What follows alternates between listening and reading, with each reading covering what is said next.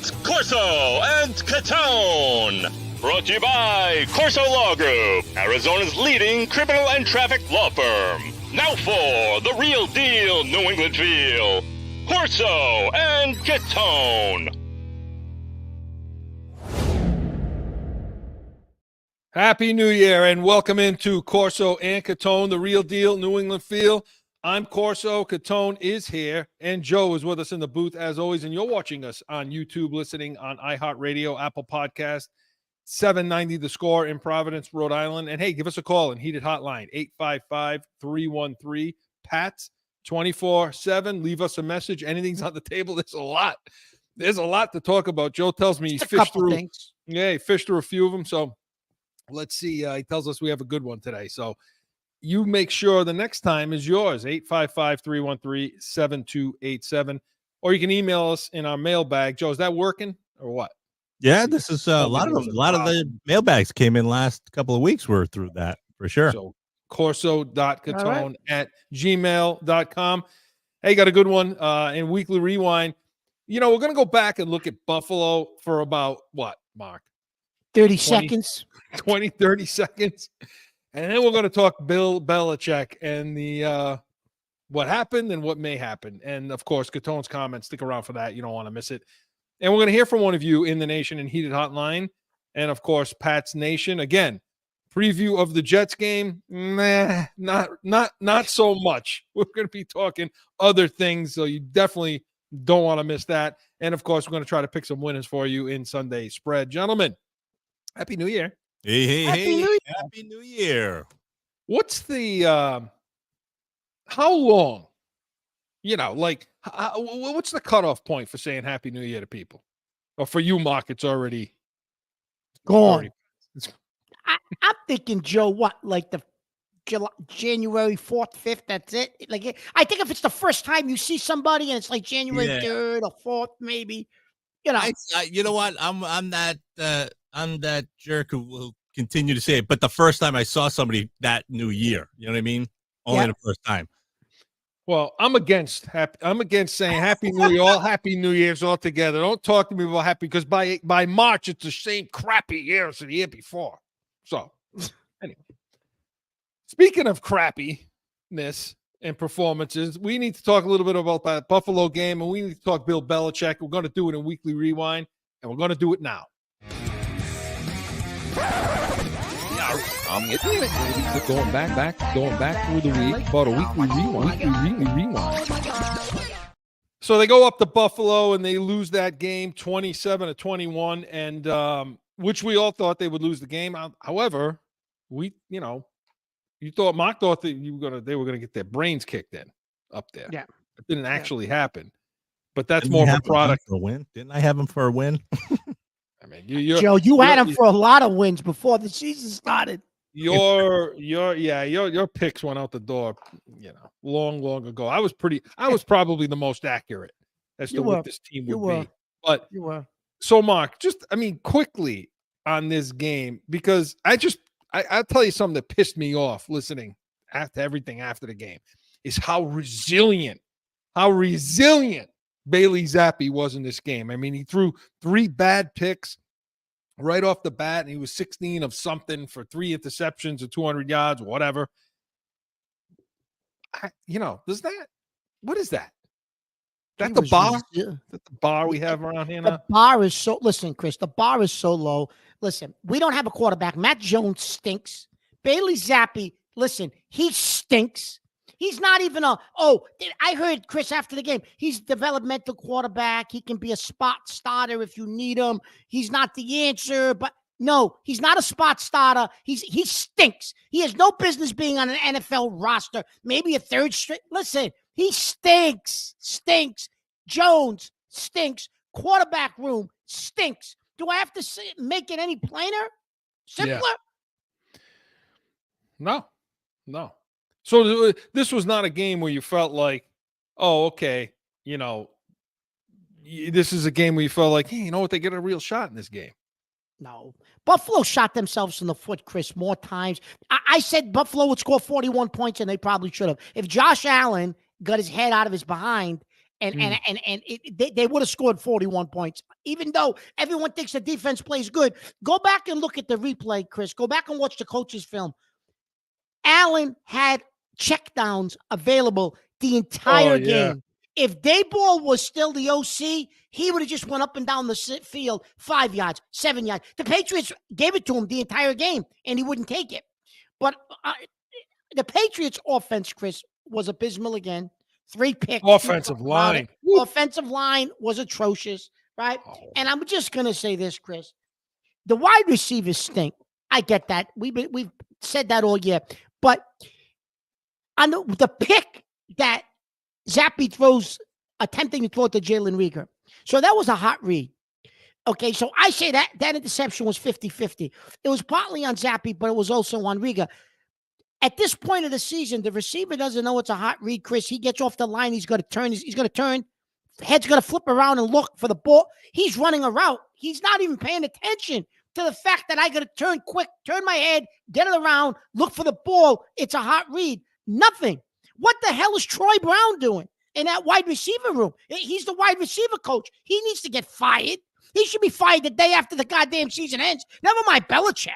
I mean, are you kidding me, Chris? So it's just bad. The offense is bad. I don't want to hear resiliency, Chris. The field goal kick, it misses 2 more field goals. It's just ugly. It's ugly. The season just needs to end. I'm not even going to break down what they did or how they did it. He made some ugly throws in that first quarter and a half. If they were playing, just bad, Chris, bad. Yeah. And defensively, I mean, look, I heard players pretty pissed off after this game. Godchow, who's been outspoken, throughout the season. Yeah. And, look, I thought the pressure package was good to start the game. Mm-hmm. They let Allen run around a little bit. Okay. Uche had a terrible day. He's another guy. Cut him loose. You don't need to re-sign him. No. And Bentley was exposed again. I mean, he was exposed again. He's just too slow in the middle of the field. We know the deficiencies. They say, well, the defense kept you in the game, and they did. They did. Chris, but Allen was bad. Allen was really bad in this game. That team's not going anywhere, Mark. That team, Buffalo, listen, unless teams, because Miami looks like they're going down, sliding down. Yep. But what did you hear? After the game, I heard Bentley, well, he's worn down and tired. He's been asked to do a lot this year. He's been banged up. Like, they made an excuse, Chris, for his performance. Not saying he's not fast enough. He don't have the ability to. They were making excuses for him. The people in the media. Then give him a rocking chair or put him on the post-game show then and let him talk after the game. You know what I mean? If he's tired. What are you tired? You're tired? What do you mean you're tired? What the hell does that mean? Chris, I don't know. I'll put pads on. I'll get in shape and I'll get right on that field. I'll go sideline to sideline. Just got tired. You know what? I'm so sick and tired. I'm just tired of excuses, of just all kinds of excuses. And speaking of excuses, okay, let's get into what we really want to talk about. And this is, we've been talking, Mark and I, obviously, off show. We've been doing this for 30 years, basically. And why not Belichick? Is he going? Isn't he going? Why shouldn't he be back? Should he be back? Well, what scenario? Blah, blah, all that stuff.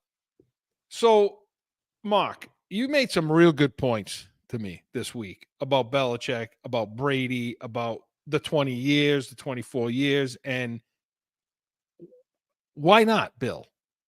So I just throw that. Why not? Why shouldn't he? I mean, we've been talking about, but why not, Bill? What about this guy is lacking? Okay, so listen. So Belichick, and everyone knows if they've listened to the show that I've been one of his, the last 2 or 3 years, I've been one of his biggest critics. However, the first 10, 12 years of this run, Chris, he was the best X's and O's coach. He was the best coach in the league, one of the best coaches to ever do it, if not probably the best coach that's ever done it. Okay, he was. During that era of football, he was the greatest to ever do it, Chris. And over the last 10 years, that era changed. There was a shift in philosophy in what talent should be at what position. There was just a shift. He didn't shift with it, Chris, but he had number 12. So his bridge to that era was Brady. So Brady masked the fact that he didn't change with the times, Chris. He didn't. He stayed with his system and his ideas of what a middle linebacker should be, a big thumper, and the fact that what offense should play in winning games, and that never changed. It still hasn't changed. That's his mindset. But Brady, Chris, the last 10 years was his bridge to the new era, and he brought everybody together. Receivers, offense, commanded respect. This is the way we do things in this building. Not Belichick. It was Brady. They followed Brady. I don't care what they are, the Patriots. No, the last 10 years, Chris, he was that bridge. He took the Belichick into an era, and he carried what they were doing through. And when you ran him out of here, and you thought, I can get anybody to run, it's my system, I'll get an average quarterback and win. Guess what, Bill? You haven't done it yet, and you're not going to do it. You're not going to do it because that was, I don't think anyone realizes, Chris, you beat the Kansas City Chiefs in that AFC Championship game, and you beat Atlanta in that Super Bowl in the second half of that game, Chris, and in the second half in an overtime of that Kansas City game. If you go back and look at the film, Chris, Tom Brady made some of the greatest throws in the history of the game in those games. Not just great, in the history of the game, some of those throws he made. That had nothing to do with Belichick's the Patriot way. None of that, Chris. Nothing. Well, it was, And the other thing, too, is you talk about the Patriot way. So if you go back to 2000 through 2010, 8, 9, 10, whatever, you look at the type of players that were on the team in the league. So a defensive-minded team through that first string of championships. But the whole league was like that, Chris. Yeah, the whole league. So when you guys like Rodney Harrison and Willie McGinnis and Richard Seymour and Mike Vrabel, and Teddy Bruschi and Ty Law and Lawyer Malloy, and it just goes on and on and on like this. These guys were tough-nosed, hard-nosed, wanted to be coached hard guys. Okay? That philosophy worked. It was the perfect storm. Now, I'm sick and tired of hearing everybody talk about, here's where you lose me. When you start telling me Belichick's lost the X's and O's, I don't agree with that. I'm never, anybody who says that has never stepped on a field as a coach, ever. No. And Mark, you've been doing this long enough you could step on a field as a coach, honestly. Okay? You know enough about this game. So you lose me there. But more so when you start talking about, where you don't lose me is when you start talking about that, the environment, the people, the player, how the player has evolved in the 24 years he's been doing this. Okay? And so when you talk about a head coach, you're talking about a manager. It's not just the X's and O's. You're talking about a manager of a lot of different things. And we talked about the deficiencies in the draft room and in the personnel department. I don't think he's ever been that great at it to begin with. Okay? You go back to the Giants days, George Young was the guy that did all that. Then you come to the Patriots days and you got Pioli and Dimitroff and these guys picking the guy. He had that group. Yeah, he's been depleted. They've been depleted. The problem is his mind, I feel, thinks, no, I still have McGinnis. I still got that mentality. These guys are different today. They're just completely different. And you look at the article that just came out. Well, what was it? Callahan and Doug Kite talking about the dysfunction throughout the whole season. We needed this to know that there was dysfunction inside the building. But they're talking about situations that happened as far as with Mac Jones and how broken he was, and talking about he wanted to keep Matt Patricia so they could grow together in his offensive play calling. I don't believe that at all. I don't believe that. I think if Kraft picked the OC, it wouldn't be O'Brien. It would have been somebody else. But that's a different thing. So he did, but the story was that he denied O'Brien the opportunity to build the offensive coaching staff the way he wanted it. He wanted all his guys back. Talked about Adrian Clem was confronted with Matt Groh. They had a big fight, and then you got the Jack Jones fighting with his position coach, and the next day he was cut. So, like, all these things that you hear about, Mark, and I want to hear from you. I don't want to go on and on and on about it, but my whole thing with hearing this is the kind of crap that goes on everywhere. This is not unique. I mean, we've talked to former NFL players and had them on the show. This is not unique to the Patriots. This kind of diva crap happens everywhere. The difference is him. The difference is these guys get their ass kissed now, and he refuses to do it. He won't do it.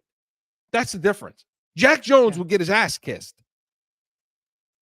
if this happened in Vegas by the coaches, because that's the way the players are now. They're their own little corporations. Can't treat them like this anymore. And that's where Bill is deficient, Mark. Yeah. No, I agree with that, Chris. But aside from Jack Jones, Chris, what you just described in that article, there was more in there. I just kind of paraphrased. There was, but there absolutely was. But what that if people go back and read that Callahan article that just came out, what struck me there, Chris, was you're right. It does happen all over the league. It happens all over the league to losing teams. Yeah, and losing teams, Chris. That dysfunction comes out when teams are teams that lack talent and teams that are losing teams and are searching for answers, and there are none. You see that more in those teams, Chris. And that didn't happen here for 20 years because we didn't fit that category. But now it happens everywhere, though, Mark. No, but it happened in Buffalo with Stephon Diggs. It happens everywhere.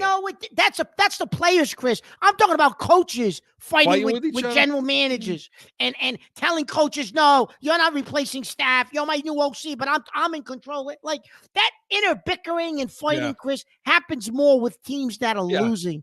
Right? Not winning teams. And it's certainly not here. So that had to, if that is true. Well, because Chris, they're not talented enough. They don't bring in enough talent. And that's the thing. Belichick's not bringing enough talent in the coaching room either. I agree with that. I totally 100% agree with that. But if that type of stuff did happen, my thing is that may have that probably has irritated Kraft because that's not what he's used to. Because Chris, that is what happens on not the players, not I'm not talking about a Diggs in Buffalo or Jack Jones. I'm talking about the coaching, the staff, the things that they said were happening inside among the adults happens with losing teams and losing mentalities. Yeah, the Arizonas of the world and so on. Yes. And so, Mark, the bottom line then is, to me, because I'm sorry, I'm one of these people that doesn't really want to say goodbye to Belichick as a coach. I don't want to. Okay? Bye. I'm going to say it because that's I get it. But here's what I want to say goodbye to. See, to me, the perfect situation is, you know what? I can't do it anymore. I'm 72, whatever. It's not an age thing, but for this, what you're doing and what you're trying to do, you're tired. I get it. So to me, you stand up and you say, okay, somebody's got to make the picks. Somebody's got to bring the plays. The player personnel's been bad. This, that, the other thing. Here's my thing. Where you can get on Belichick and say this. Is he the best coach in history? Everybody will say, yeah, he's the best coach in history. Is he the best head coach in history? Because to me, to be the best at something, you have to look inside. You got to look in the mirror a little bit. And you got to be able to say to yourself, this is where I'm deficient. I'm good enough to realize what I can't do, not what I can do. And if the game's passing him by, which it clearly is, his picks are for crap, okay? His decisions on coaches aren't that great, and free agents aren't much better. So if he is the best manager of all time, then that manager needs to be able to stand up and say, hey, look, I've created this thing. Now I'm going to turn this thing over to the people that have evolved with this game. That's what makes somebody a good head coach, to say, I can't do this. So I'm going to get somebody who can do it, and I'm going to manage the situation. That's the best, Mark. Is it not? Yeah, but he's not going to do that, Chris. No. So then the question has to be, is he the best head coach of all time? Or is he the best coach? I think we'll have time to debate that as time goes on. Plenty of time. So, yeah, we'll see. And I have a feeling we're going to be talking similar, some more of this kind of stuff, even throughout this show. So, Weekly Rewind was presented by CORSO Law Group, Arizona's leading criminal and traffic law firm. CORSOLawGroup.com. Allow us to be your voice. Hey, buckle up. He's already in good voice. He's already irritated. We'll see if he's got a New Year's resolution. Catone's comments is next. No one ever thinks they'll be in need of a criminal or traffic lawyer. But things happen. Whether it's a traffic ticket or more serious issue, go to CORSOLawGroup.com and talk with these expert attorneys. Time for Catone's comments!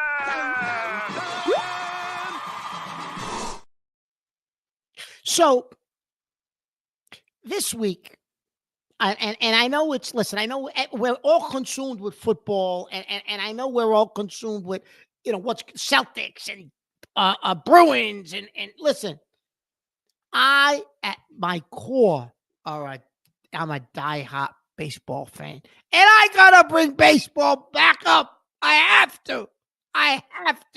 So, listen, the Red Sox just signed Gallardo, pitcher, for like $38 million. Not a bad pitcher, right? Listen, not a bad pitcher, but does he move the needle? No. But what I want to bring up is a few different things. However, they then trade Chris Sale because John Henry doesn't want to spend money. He just spent $38 million. He's got to get rid of Sale's contract. Yeah, with all the money John Henry is making, you then flip Sale. Because because he's making too much money? Listen, I know he has an injury history. I get it.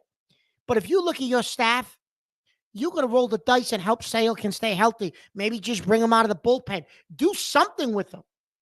But to trade him, you ate 60 or 70% of the contract. The Braves only picked up like $8 million of the contract. You ate up like 60 or 70% of his contract. You traded him. And then what the Braves did today, smartly, they extend them a year so they can spread out and play with money. So they're basically not paying him much at all. It basically turns out to be like nothing. So the Braves are a smart organization. They get rid of a second baseman who they say, it's going to be your starting second baseman. All they did when Chaim Bloom was here talk about all the young middle infield prospects we got in the minor leagues. So you trade for a second baseman? You mean to tell me none of those guys are ready to come up when that was the whole premise of this rebuild? Is you were going to have these guys filter in? Well, now you go and trade for one and you give up a pitcher. Listen, he's past his prime. Don't get me wrong. He's way past his. However, when you look at what the Red Sox have, he can help you. I guarantee you he rejuvenates himself in Atlanta. And everyone's going to say, oh, my God, can you imagine this, what Sale's doing? Because the Red Sox wanted to save a few dollars? Are you kidding me, John Henry? Really?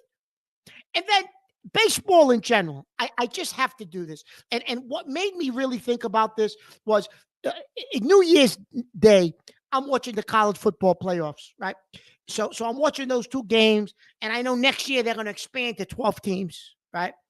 And you look at the money that's generating next year when they go to 12 teams and they spread it out over a month.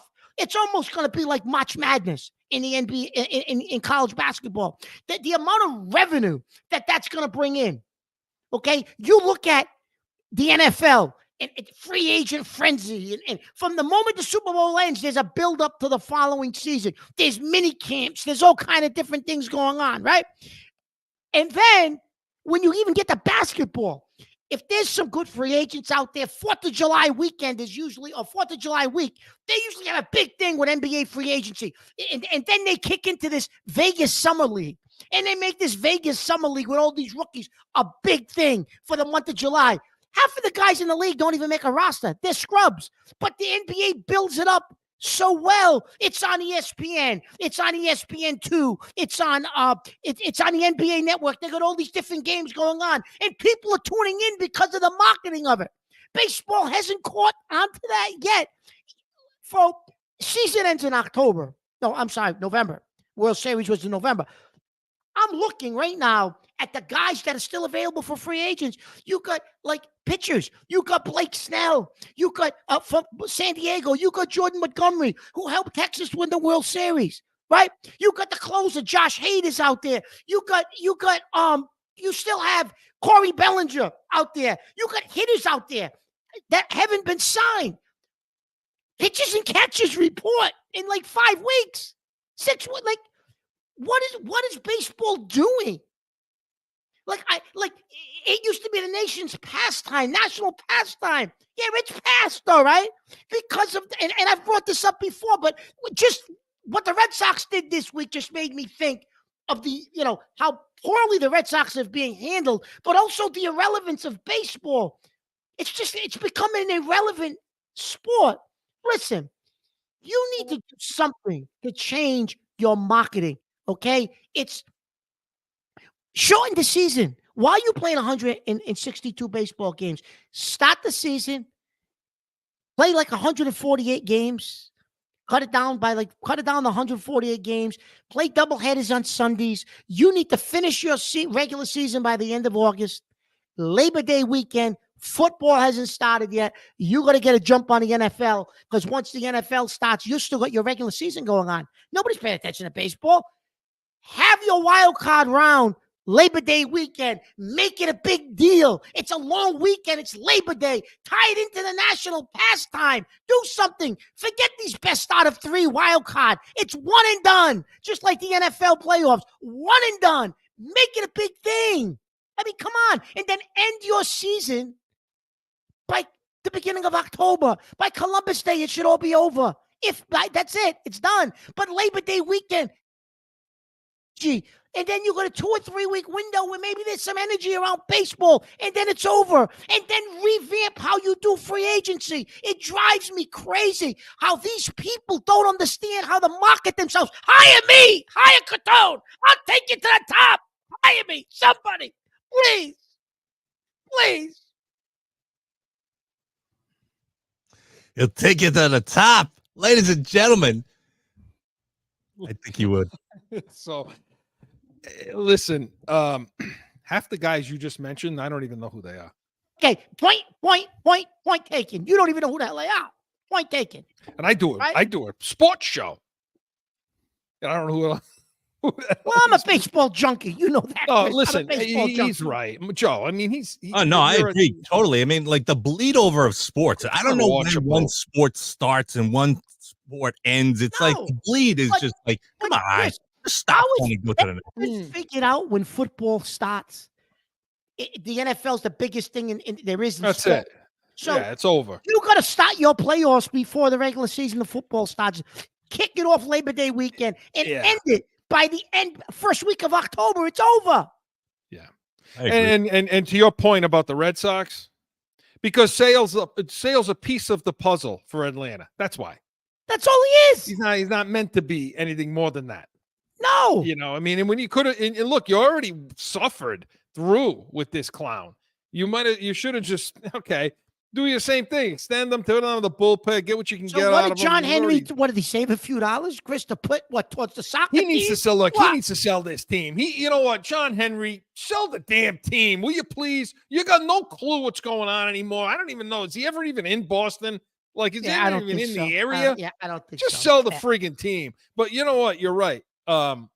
They play too many games. If you have a Saturday afternoon free and you want to watch baseball, other than you degenerate, there's who's sitting there. I can't just sit there and watch it. I can't do it. The pitch clock. Ooh, I can't do it. Yeah. I agree. So what did that do? What did it bring it down to? What did all those? It cut a lot of time off. I mean, it cut like a half an hour, right? It's still like 3 hours, though, isn't it? Well, that's the thing, Joe. Yeah. So it went from 3. So, but some of the games went from like 3.5 to 3. Right. Some went into the high 2s. Like, but it's not exciting enough to be 3 hours. No. It's just like football. You can make a football game 4 hours. It's exciting. You're gonna watch it. Basketball, basketball's boom, boom, in and out. Hockey, in and out.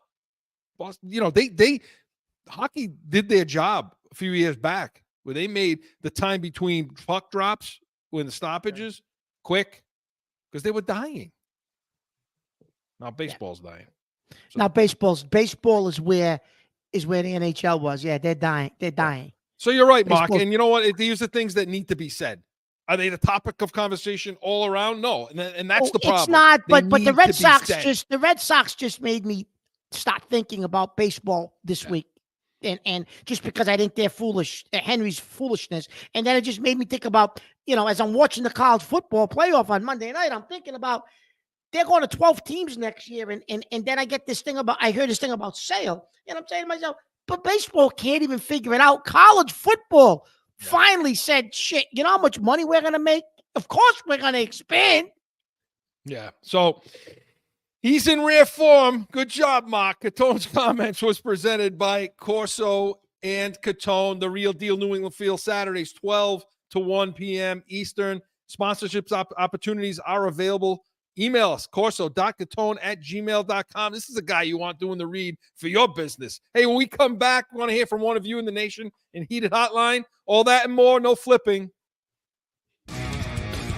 Mark, I'm serious. I think I lost my mind. Certainly, it was an exciting show. I want Murray. What? That's crap it. What is wrong with Get him on this damn you? show. Lost your mind tonight. That's all I have to say. Lost your mind. What are you writing now? So I'm working over here. You're talking about nonsense. I'm working. That's why we are the Real Deal New England Field. It's going to be real. Back in with Corso and Catone, the Real Deal New England Field. Joe tells us it's a good one. Heated Hotline.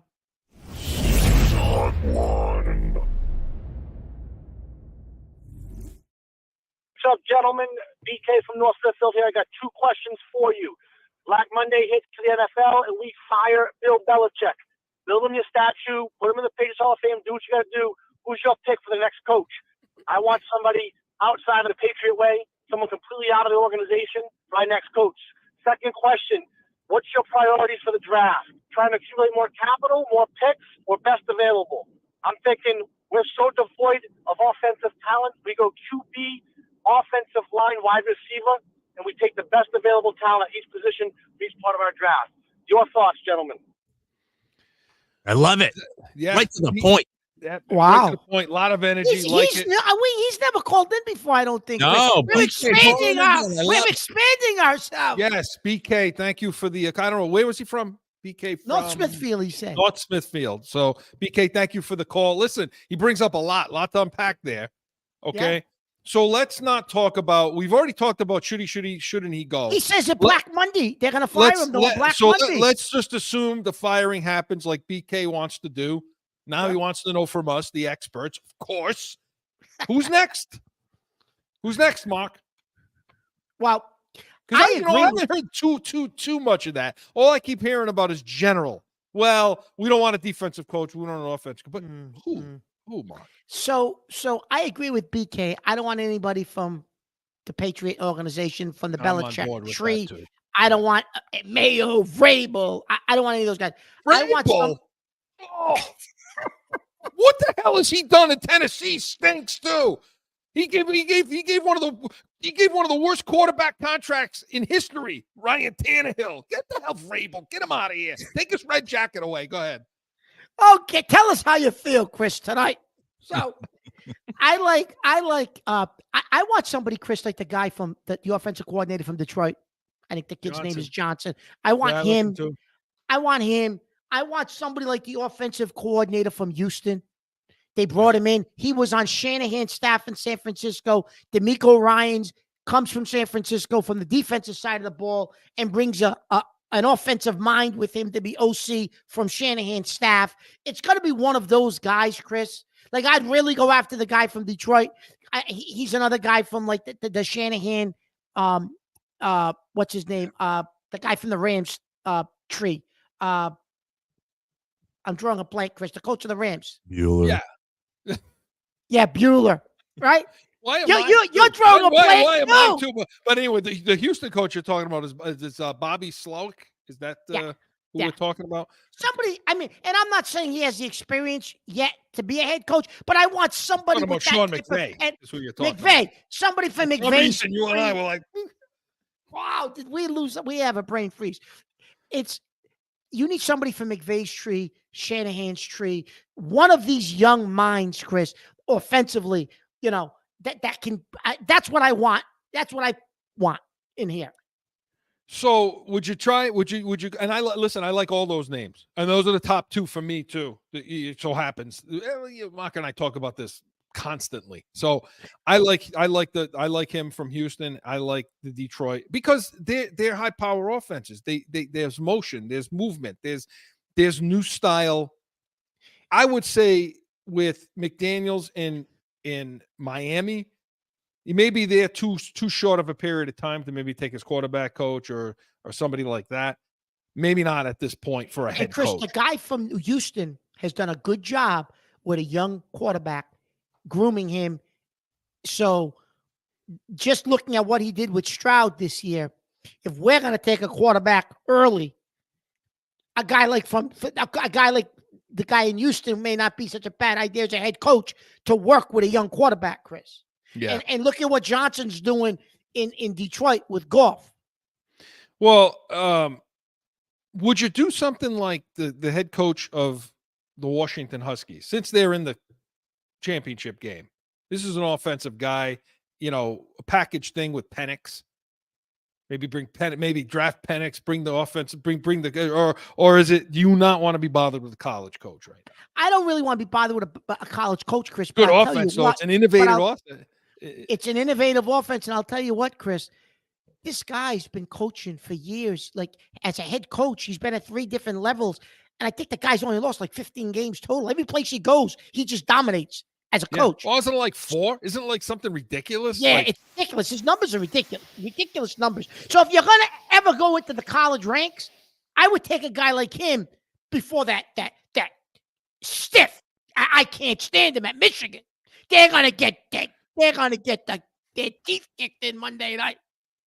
Yeah, they're talking about Harbaugh looking at the Chargers, I think. Have their eye on him. Let them have him. I can't stand Right, yeah, let him go. All of them, both of them, both Harbaughs. All you do is see their face. For those of you on 790, you're not seeing my face and iHeart, but their faces are like this. Every time there's a call, John Harbaugh's looking at the official. The call against us? And the brother's just the same. They're 2 idiots. I can't stand either one of them anyway.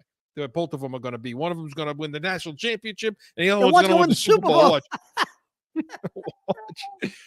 I agree with BK. I don't want somebody.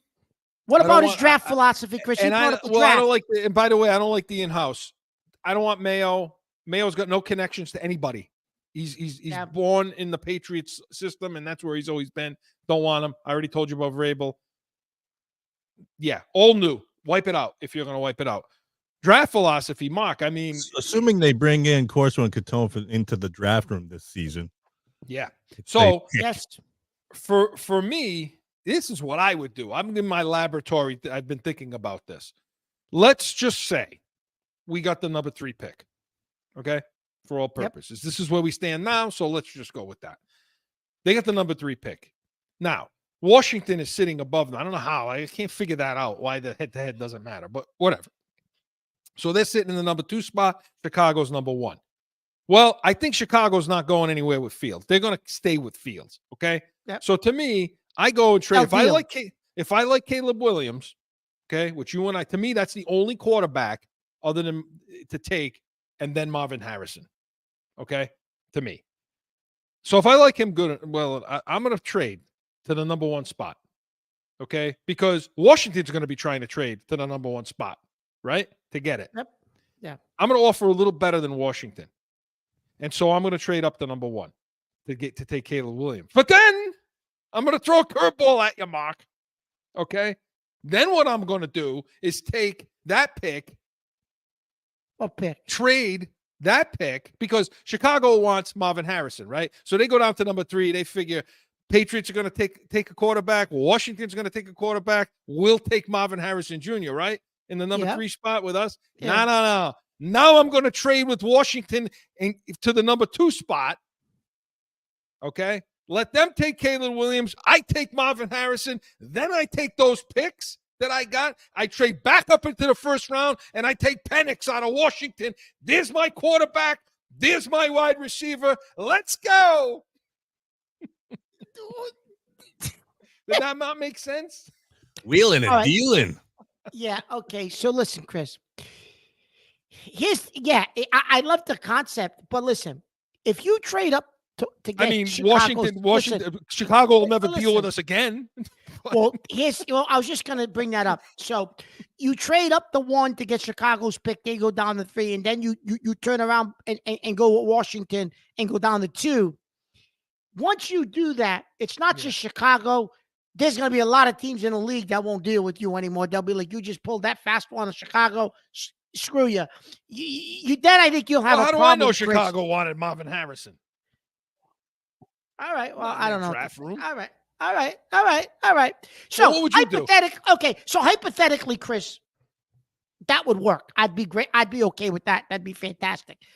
I don't think that's going to happen. So if you're sitting at 3, though, I do agree you should probably try to move up the 1. If you can't move up the 1, in Chicago, in Washington can't move up the 1, you got to move up to 2 and say to Washington, look, we want Marvin Harrison. Yeah. We don't want to take a gamble on somebody trading in. Maybe Washington then trades out if they wanted Caleb Williams. I don't know. But or they're wanting May, or they're wanting whoever. If I can't get Caleb Williams, Chris, I don't understand the fascination with this kid Drake May. I think he's a glorified Derek Carr. I don't like him. I wouldn't draft him. I want Caleb Williams, or I'm going with Marvin Harrison Jr., and then I'll try to get back into the first round to try to get a quarterback later in the first round, or maybe top of the second round, depending how the draft's playing out. Yeah. But listen, you see, Chris, what CD Lamb did for Dallas the other night. You see what Chase brings to the If Harrison's a generational talent, I don't care what anybody says, Chris. He changes what you do on offense. Now I know you're going to get a quarterback. I get it. Do but you though?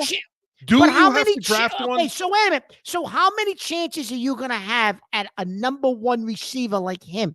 They don't come along very often. So, Chris, if you do that, you're saying, well, do you need one? Can you go get a Russell Wilson, right? Who's going to or your favorite idea is Jimmy Garoppolo? Don't say it's Jimmy my Garoppolo. Favorite idea. Yeah, no, you said you wouldn't be. You'd be okay with Harrison. Because he could get the ball downfield to Harrison. Yeah, sure. Yeah. Mark, that's what I said. You trade, you take Harrison. He's less of a gamble, BK. He's less of a gamble than any of the quarterbacks, just percentage wise.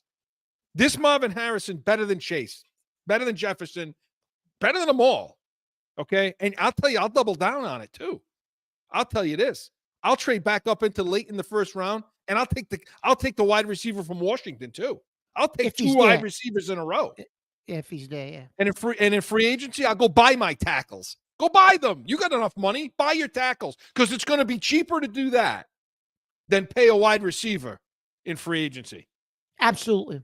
I totally agree with that, Chris. Totally agree. Well, listen, we're going to have BK. We appreciate that call. We're going to have loads of this talk in the coming weeks as we get to free agency, as we get to the combine, as we get to the Senior Bowl, everything that's happening. Tune in right here to the Real Deal New England Feel. We'll have names, we'll have ideas, we'll have picks, we'll have it all. So, Heated Hotline was presented by CORSO Law Group, CORSOLawGroup.com. Hey, when we come back, we're going to go into the nation. Pat's Nation is next. No one ever thinks they will be in need of a criminal or traffic lawyer, but things happen. CORSO Law Group is Arizona's leading criminal and traffic law firm. Their 20-plus years experience and attention to detail has helped thousands of people who found themselves in a situation in Arizona. Whether it's a traffic ticket or more serious issue, talk with these expert attorneys. CORSOLawGroup.com. Back in with more Corso and Catone, the Real Deal, New England Feel. Hey, they got one more left to play. They have one more left to play. And we need to get into not so much that game, But what should they do in that game? We're going to do it in Pat's Nation right now.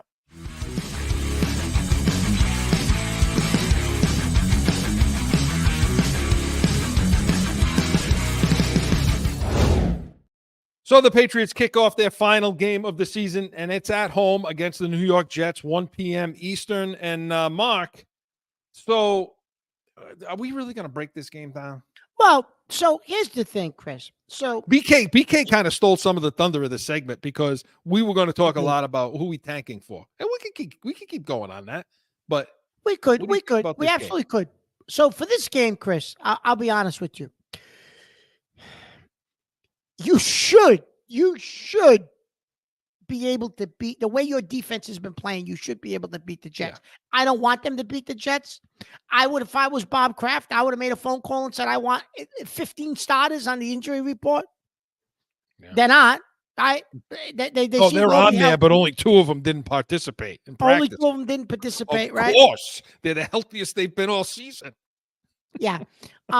Listen, but Chris, I think it goes...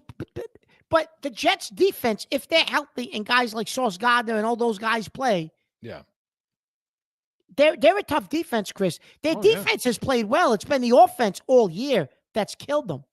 So is this a 13-10 win, 16-10 win? I mean, do you see us scoring a lot of points against the Jets defense? No, because our offensive line sucks. Yeah. I mean, they showed that last week. I mean, I think that the Jets defensive front, comes to the table a lot with more than Buffalo.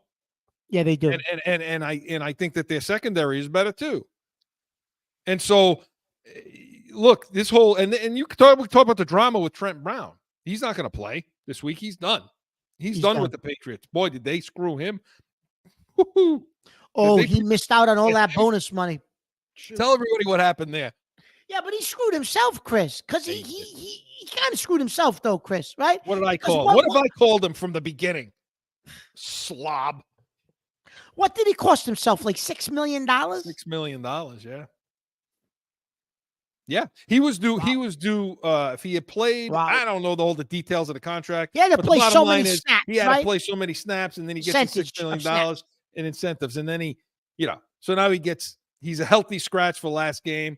I don't know if there's going to be some sort of I'm sure there'll be some litigation on his part, but Chris, a grievance filed with there'll be something filed by the players' union. But Chris, you've been running your mouth for 2 weeks. What did he think Belichick was going to do? Play him? He's not going to play. Now he's not playing you. Yeah, he said the reports in that Callahan report. It talked about they heard conversations from him talking about which NFC team or what NFC team he wants to play for next year. So why should you play then for me? Why should Belichick? Yeah, why would Belichick play you? He's not going to. I don't have a problem with what they're doing to him. Please. I have no problem. I've never liked Trent Brown since we got him from where we get him from Frisco. Yeah. I've never been a fan of Trent Brown. I know he's played well. I understand it, but to me, he's never lived up to his potential. He's a jerk. Okay. And to me, anybody who's on a team who's continuing to play the string out that's going to talk that way, sit down. Sit over there in the corner and wait out your time here. And Chris, the other guy so the offensive line is the point. Yeah, go ahead. The other guy Belichick's kind of stuck it to, like last week, he didn't play because of illness. Butte. What, illness? Come on. I don't. So you can play. So you can play Jalen Reagor again. Okay, Reagor ran the punt back. The kickoff back. I mean, I get it. Great. Chris, he can't run a route. He can't run. He can't run anything. No. For no more than see what you got. I mean, you take this kid in the 6th round. You've been eliminated from the playoffs weeks ago. Put him on the field. What are you doing? See, and try to actually give him snaps. Try to actually incorporate him into the offense. Don't just put him on the field to block. See, this is where we talked about earlier in the show about Belichick, and he's lost touch with the way that today's player is and all that. And so, anyway, this game, the offensive line, I know we're going to talk about this game, but I got to ask you one question because listen, who cares about the game? I don't care. Lose the goddamn game. Well, we got to talk about what they need to do to lose, not win. All right, we're going to talk about that in 30 seconds. But listen, if Butte toe taps in week 1, Oh, you asked me this earlier the week. if Butte toe taps in week 1, he misses 2 toe taps, and the Patriots win that game, and Mac Jones brings them back from that bad. They started out slow in that Philly game. He brings them back in the 4th quarter on that drive, and they win the game. Does that change their season? And does that change Mac Jones's fortunes throughout the season? Well, so you know what you just said, right? So what you're basically saying is Butte would have been the key to winning games from there forward. Possibly. Right. Yes. You put a lot of stock into that kid. I tell you what, though, Mark, we put a lot of stock into that kid coming in. Yeah. LSU talent, first round, listen, top 10 pick talent. Chris, he was open a couple of more, like 3 times more in that game, and Jones just missed him in that Philly game. So if he toe taps in that game. Well, we were at that game, so you could see it live. We could you see don't it see live it on TV. But if he toe taps in that game, and I'm not talking about him personally, does that change the Patriots season if they knock off Philly week 1, Super Bowl team, predicted to go back to the Super Bowl, and we knock them off in a comeback victory week 1 at home? Maybe, because maybe it solidifies, maybe that revolving door of wide receivers doesn't happen. So maybe you get a little more continuity. Maybe Mac Jones has more confidence and he's not as broken as much. Maybe Belichick puts his arm around him a little more. Yeah, it could. There's a lot of things that could have happened right from winning that game. I think so. Sure. You know, maybe they'd be picking 5th instead of 3rd. Yeah. No, but listen, so for this game, how do they tank? How do they lose? On defense, game, Mark. Wait, on defense, so now you don't have Wilson playing. You got the other kid, Simon, Seaman, whatever his name is over there. He's playing. So, you know, he's done a few good things this year. They're going to get to him all day. If there's an offensive line that's worse, it's the Jets. And we're probably going to have 6 sacks this week. I don't know, Mark. How do we lose the game? How? The only way you lose this game, Chris, is I think if the Jets have to bring – you've been saying all year, Chris, since not all year, but since Zappe started playing and began starting games, Wyatt, he's a one-trick pony, one-look guy. He looks, throws. Look, he's not every so often he'll give you a 2nd or 3rd read. Why aren't teams coming with pressure? The Jets have the corners to play you man up, bring people, 0 looks. The Jets have the defense to do to Zappe what Zappe can't handle, Chris. That's what the Jets should be doing if I was the defensive coordinator. And it's more so, it's 0 look, it's man coverage, but it's more than that. It's flat foot reads. You know, when we're facing a quarterback that turns, that takes a snap, turns and throws, I see that on film, I start salivating. Oh, I know what we're going to do this week. Every defensive back takes a flat foot read. And what I mean by that is on the snap of the ball, they sit. They just sit flat foot. There's no backpedaling. There's no read steps. You just sit flat foot and you get up on the shoulder of that first read. You sit flat foot and you read the damn quarterback set transfer. Get the ball set, transfer to his arm to throw, and you jump to that top route. And that's how he threw 3 picks. One of them may not have been his fault. One of them, I think, that was a bad route.